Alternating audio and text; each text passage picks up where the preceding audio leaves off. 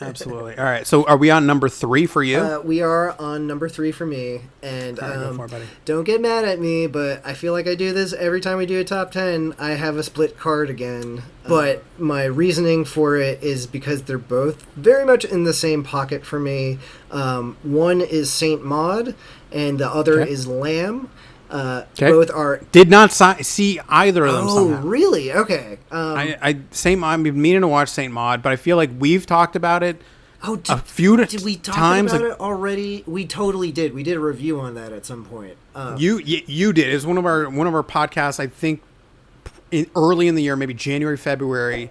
And I was like scrambling around trying to find it. You saw it somewhere.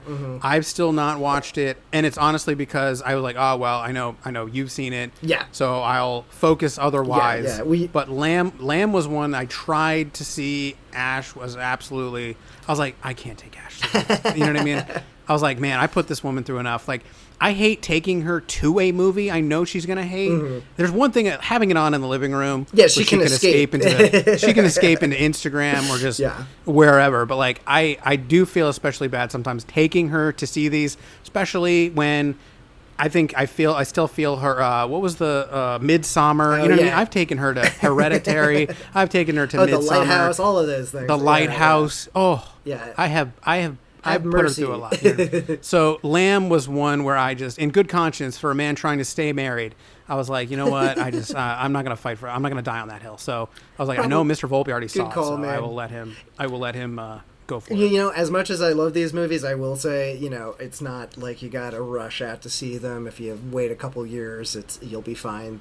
They'll be waiting, but they're very good, so I recommend them. And since we talked about Saint Maud, I literally like just before this, like I had the oh shit, did Saint Maud come out this year even? Because it's one of these weird things where it's like some places say it came out in 2019, and some places say 2020, some say 2021. Yes, yeah. It was in it came out in a festival in 2008. You know what I mean? Like 1922. It was the first movie it's ever. all over the place.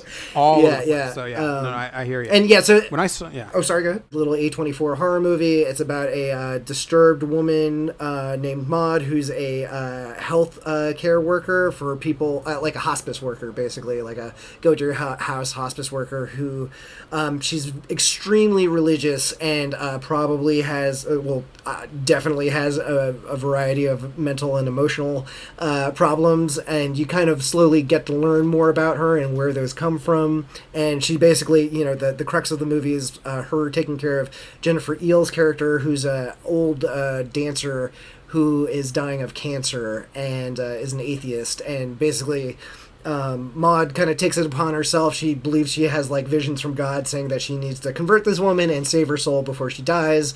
And then a bunch of terrible shit ensues, and it's beautifully shot, incredibly well acted, very disturbing. You know, if you are familiar at all with that weird A24 Hereditary, Midsummer, Lighthouse pocket, then you'll probably know what to expect from this, which is honestly, I'm so in the hole for these types of things. Like, I'd say there's always bound to be one of these, specifically probably A24 type of movies, horror movies, on here. So highly recommend that. And then moving on to Lamb. You know, this was more recent. I would say this is a more simple story than Saint Maud, even. And it's, you know, I loved it, but I wouldn't say it's, like, Ash would probably hate it. And does it actually work? Yeah. Because I mean, or it actually works. Well, you're talking about the Lamb itself? I'm talking about Lamb. Yeah. No, like, does the plot, does it actually work? Yeah, I mean, I might be forgiving it more because it's a lot, at least for a while in the movie, it's like very little dialogue. And then there's another character comes in that kind of sparks more dialogue. But it's basically about a husband and a wife living alone on a farm remotely in, I'm guessing, Iceland. Is that where Noomi Rapace is from? I want to say Iceland. Okay. I want to say the girl with the dragon tattoo movies are Icelandic or something, or Swedish. I think so. I think they're Icelandic. Yeah, I think that. Apologies if we got it incorrect. People are screaming at us right now. Just hate us in the comments. I'm sorry, guys. So basically, they have a farm with a bunch of sheep and goats on it, and it's just the two of them. You kind of get the sense, it's heavily implied, that they lost a child, And then one day, one of their sheep gives birth to a very strange lamb. I don't know how much to give away. I feel like that's about as far as I can go. But I will say there's other stuff in it. Particularly, there's another character that gets introduced.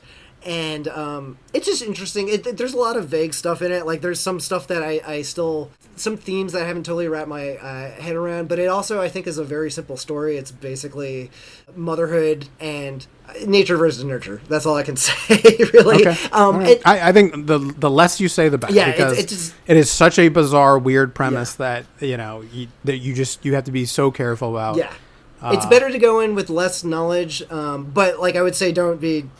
expecting something that is not also weird and quiet. But I will say the lamb is amazing. Like, I think if it didn't work, this movie wouldn't work. And I think it's done in a perfectly creepy way that, just kind of, it sells this weird premise too. And that's the other thing it's this weird premise, but it's also a little bit surreal because it's one of those movies where people don't react as you would rationally to a weird situation like this. So it's also kind of that. Like, you kind of have to take it on a surreal level. You have to forgive a lot of... you.